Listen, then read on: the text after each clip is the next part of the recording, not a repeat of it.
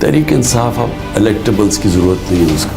جس طرح ایک دہشت گرد کی طرح پکڑا اور توڑ پھوڑ کر کے ہائی کورٹ کے اندر سے, تو رد عمل تو آنا ہی تھا.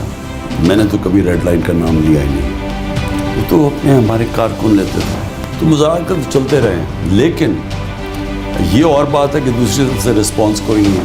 افغانستان کی خواتین خود ہی میرے خیال میں اپنے رائٹس لے لیں گی. انڈیپینڈنٹ اردو کے ناظرین کو ہارون رشید کا آداب. آج ہم بات کریں گے پاکستان کے معروف سینئر سیاستدان اور تحریک انصاف کے چیئرمین عمران خان صاحب کے ساتھ, اور ساری ملک کی جو سیاست ہے کچھ عرصے سے انہی کے گرد گھوم رہی ہے. میرا پہلا سوال یہی ہے کہ کچھ تاثر ایسا بن رہا ہے کہ آپ اس وقت ایک تنگ گلی میں بند ہوئے ہیں. دیکھیے, تنگ گلی میں وہ پھنستا ہے پولیٹیکل پارٹی یا پولیٹیکل لیڈر جب اس کی ووٹ بینک گر جاتا ہے, جب اس کی پبلک سپورٹ ختم ہو جاتی ہے.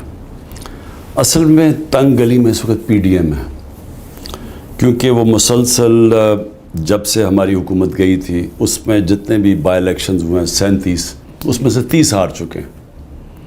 اور اس وقت کہ پوری اسٹیبلشمنٹ سپورٹ کر رہی ہے, اس کے باوجود الیکشن کمیشن کے ساتھ, کیئر ٹیکر گورنمنٹ ان کے ساتھ, مشینری ان کے ساتھ گورنمنٹ کی, پولیس کا استعمال, پی ٹی آئی کے لوگوں کو جیلوں میں ڈالا ہوا ہے. 1000 اندر, 10,000 سے زیادہ اندر ہیں, باقی انڈر گراؤنڈ ہیں, پھر بھی ڈر رہے ہیں الیکشن سے. وجہ اس کی ان کا ووٹ بینک نیچے گر گیا. پی ٹی آئی پاکستان کی اب سب سے بڑی پارٹی ہے, سب سے بڑا ووٹ بینک ہے. تو یا تو یہ فیصلہ ہو جائے گا کہ پاکستان میں الیکشن نہیں ہونے, مارشل لاء لگ گیا, یا ہوگا کہ الیکشن ہونے ہیں. جب بھی الیکشن ہوں گے انشاءاللہ پی ٹی آئی جیتے گی. لیکن آپ جو ایک پوائنٹ ایجنڈا, جب آپ کی حکومت ختم ہوئی تو ارلی الیکشنز آپ چاہ رہے تھے, لیکن سال سے زیادہ عرصہ ہونے لگا ہے, آپ بھی اس میں کامیاب نظر نہیں آ رہے. تو اس کی کیا وجہ ہے؟ آپ کی سیاست کی کمزوری تھی, یا آپ کی اپنی شخصیت کا مسئلہ ہے, یا آپ کا بیانیہ؟ الیکشنز تو پاکستان کی ضرورت تھی اور ہے, کیونکہ جب تک الیکشن نہیں ہوں گے پولیٹیکل سٹیبلٹی نہیں آئے گی, اکانومی سٹیبلائز نہیں کرے گی. اور اکانومی سٹیبلائز نہ کی تو پاکستان ویسے ہی بینکرپسی کی طرف چلا گیا اور ڈیفالٹ کی طرف چلا گیا. اور اس کا اتنے بڑے نقصانات ہیں, اور ویسے بھی پاکستانی قوم سب سے زیادہ اپنی تاریخ کی مہنگائی میں ڈوب رہی ہے. تو اور آگے تو ہوپ ہی نہیں نظر آ رہا. تو اس کا حل تو صرف الیکشنز تھا. تو الیکشنز تو میں پہلے دن اپنے ملک کے لیے مانگ رہا تھا, لیکن جب ہم نے اپنی اسمبلیز ڈیزالو کی, پنجاب کی اور سندھ کی, تو وہ تو کانسٹیٹیوشن کہتی ہے کہ 90 دن میں الیکشن ہونے تھے, لیکن گورنمنٹ نے 90 دن میں الیکشن نہیں کروائے. اور اس کی وجہ, جب کہ سپریم کورٹ نے بھی آرڈر کیا تھا 14 مئی کو, وجہ اس کی یہ ہے کہ سب گھبرائے ہوئے ہیں الیکشن سے. اچھا, آپ 9 مئی کے جو واقعات ہوئے اس کی انکوائری چاہ رہے ہیں, لیکن کیا پر امید ہیں پاکستان میں؟ کتنی انکوائریاں, کبھی کوئی نتیجے تک پہنچی؟ آپ کی خود حکومت میں انکوائریاں کافی ہوئیں, لیکن رزلٹ کبھی عوام کے سامنے نہیں آیا. دیکھیں, یہ تو بڑی آسان انکوائری ہے. کئی جگہ جلائے گیا, ایک کور کمانڈر ہاؤس اور ایک ریڈیو پاکستان پشاور, تو جدھر بھی آگ لگی میرے خیال میں 4-5 جگہ پہ لگی. تو یہ کتنا مشکل ہے, وہاں CCTV کیمراز ہوتے ہیں, سیف سٹی میں اوپر کیمراز ہوتے ہیں. یہ کتنا مشکل ہے پتہ چلانا کہ کنہوں نے یہ جلایا تھا. تو انکوائری تو بڑی اسٹریٹ فارورڈ ہے. لیکن اس میں جو ملوث افراد تھے, شروع میں جب ابتدا میں یہ واقعات ہوئے تو پی ٹی آئی کے رہنماؤں نے کہا یہ ہمارے ہی لوگ ہیں, غصہ ہے ان کا, یہ ہے وہ ہے. لیکن اب آپ لوگ اپنے آپ کو ڈسوسیٹ کر رہے ہیں, ڈسون کر رہے ہیں ان لوگوں کو جو اس کے پیچھے تھے. پرامن احتجاج کرنا تو ہمارا آئین ہمیں حق دیتا ہے. پرامن احتجاج اگر مجھے فوج نے جس طرح اٹھا کے لے کے گئے وہاں سے غیر قانونی طور پہ, اور جس طرح ایک دہشت گرد کی طرح پکڑا اور توڑ پھوڑ کر کے ہائی کورٹ کے اندر سے, تو رد عمل تو آنا ہی تھا. لیکن ہمارا ہمیشہ رد عمل, پی ٹی آئی کا ہمیشہ پرامن احتجاج ہوا ہے. پرامن احتجاج اگر کہیں بھی کرتے کسی بھی GHQ کے سامنے, تو وہ تو کرنا, وہ تو کوئی جرم نہیں ہے, وہ تو آئین ہمیں اجازت دیتا. توڑ پھوڑ کرنا, اندر جا کے جلانا, اس کے تو پہلے دن سے ہم سب مذمت کر رہے ہیں. اور آپ کور کمانڈر گھر کے باہر دیکھ رہے ہیں کہ ہم ڈاکٹر یاسمین ہماری جو سینٹرل پنجاب کی پریزیڈنٹ ہے, وہ بار بار لگی ہوئی ہیں کہ اندر نہیں جانا کسی نے.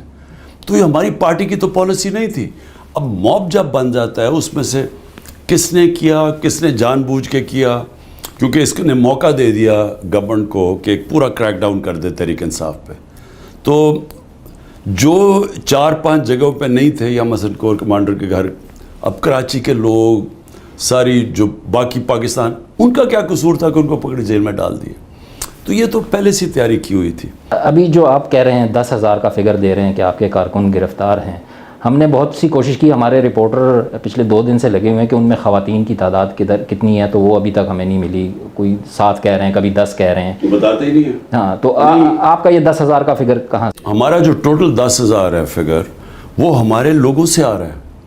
ہمارے جو ہمارے پہلے تو ساری سینئر لیڈرشپ پکڑ لی انہوں نے، پھر سارے پاکستان سے لوگ پکڑ رہے ہیں، جو تحریک انصاف کا اس کو پکڑ رہے ہیں.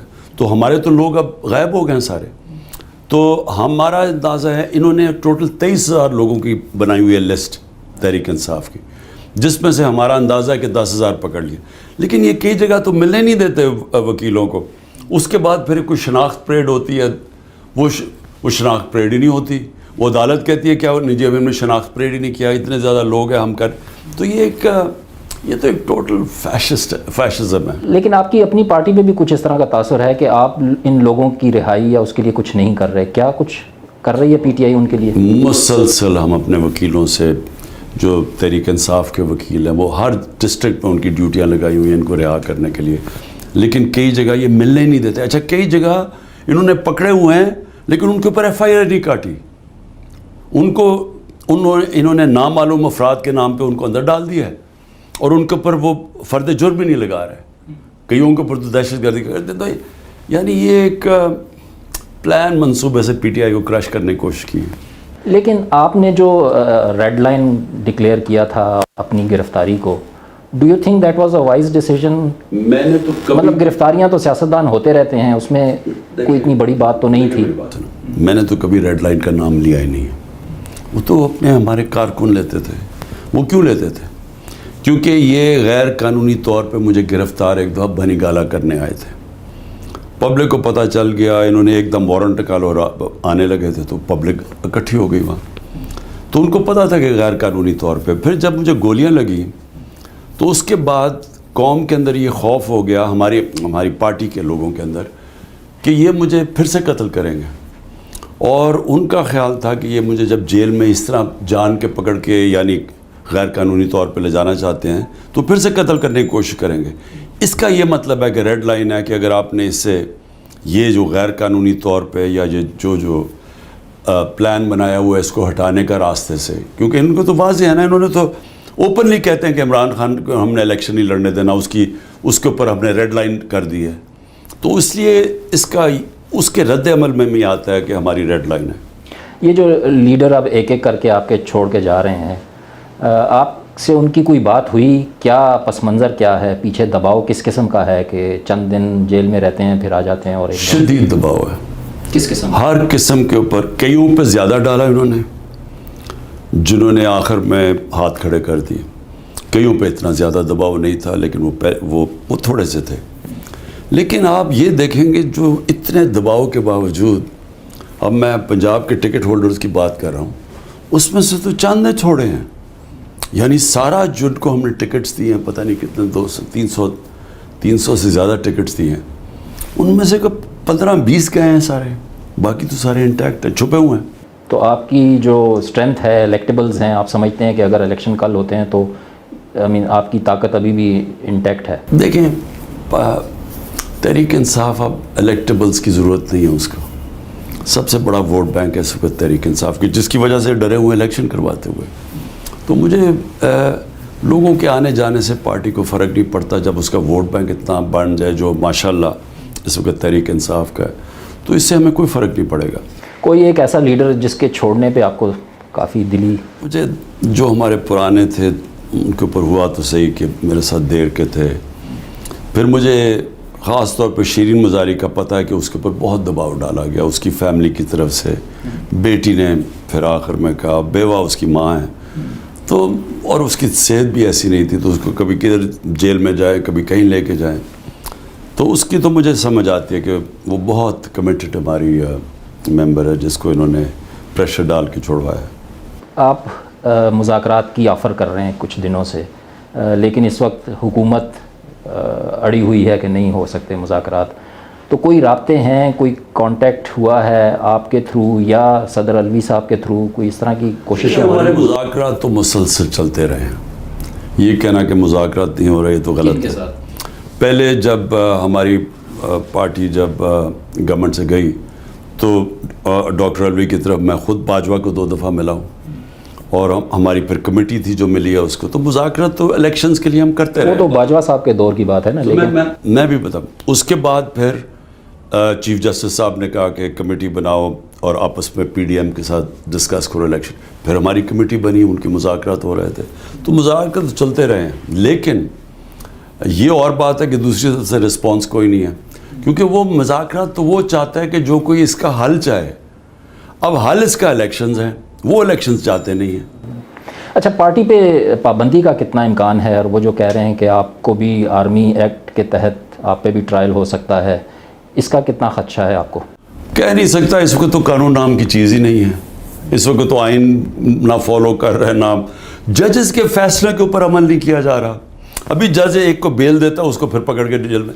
یعنی چیف جسٹس سپریم کورٹ کے وہ آرڈر کرتے ہیں الیکشن 14 مئی کو، وہ گورنمنٹ نہیں کرتی. تو اس وقت تو قانون ہے ہی نہیں نا. اس وقت تو ایک ملک چل رہا ہے طاقت کے اوپر، جو طاقتور فیصلہ کرتا ہے وہی ہو رہا ہے. اور یہ ابھی جو نیا قانون پاس ہوا ہے، سنا ہے کہ جی شاید اس سے نواز شریف صاحب کی نااہلی ختم ہو جائے اور دوبارہ آ کے الیکشن کیمپین میں حصہ لیں، تو اس کے لیے کیا اسٹریٹجی ہوگی آپ؟ یہ آرمی ایکٹ کے تحت ٹرائی کیا سویلینز کو، تو اصل میں تو یہ تو جمہوریت ختم ہو گئی نا. اس کا مطلب سیمی مارشل لاء تو لگ گیا. اور اب یہ نواز شریف کو، میرے خیال میں یہ لنڈن پلان کا حصہ تھا کہ نواز شریف کو پوری طرح پہلے پی ٹی آئی کو ختم کرنا تھا اور اس کو بحال کرنا تھا، اس کے اوپر کیسز ختم کرنے تھے. کے پی اور پنجاب اسمبلی جو آپ لوگوں نے تحلیل کی پریشر ٹیکٹک کے طور پہ، آپ سمجھتے ہیں اچھا فیصلہ تھا یا غلط فیصلہ تھا؟ ویژن کیا تھی؟ ویژن پاکستان کے لیے الیکشنز کروانی تھی، اور اگر وہ 90 ڈے کے اندر وہ الیکشن کروا دیتے تو پاکستان کی بہتری تھی اس میں. کیونکہ یہ جو سیاسی اس وقت بالکل ایک ایسی صورتحال بنی ہوئی ہے غیر یقینی کی، یہ تو تباہی ہے ملک کے لیے. اس میں تو اکانومی اٹھ ہی نہیں سکتی، وہ بیٹھتی جائے گی. تو اس کا حل تو صرف الیکشنز ہے. اب اگر انہوں نے آئین کو فالو نہیں کیا اور الیکشنز 90 دن میں نہیں کروائی، جو کہ آئین توڑ دیا انہوں نے، تو اس میں اب ہم تو نہیں ایسا سوچتے تھے نا. ہم تو آئین کو سامنے رکھ کے فیصلہ کیا تھا.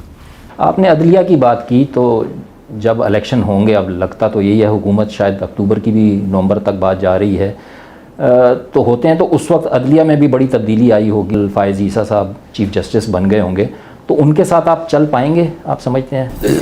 آئین کے مطابق عدلیہ کا اپنا رول ہے، ایگزیکٹو کا اپنا ہے، پارلیمنٹ کا اپنا ہے.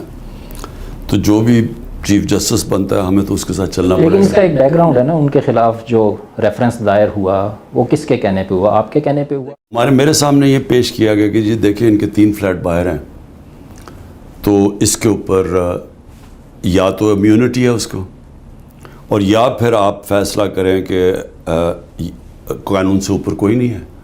تو ہم نے تو وہ چیز کی جو کہ سب سے، کہ ہم نے سپریم جوڈیشل کاؤنسل میں کیس بھیج دیا کہ آپ ججز خود ہی فیصلہ کر لیں. مجھے جو پریزنٹیشن کی گئی وہ تو خیر لا منسٹر اور ہمارے وہ جو لا جانتے تھے انہوں نے کرنی تھی نا. صحیح.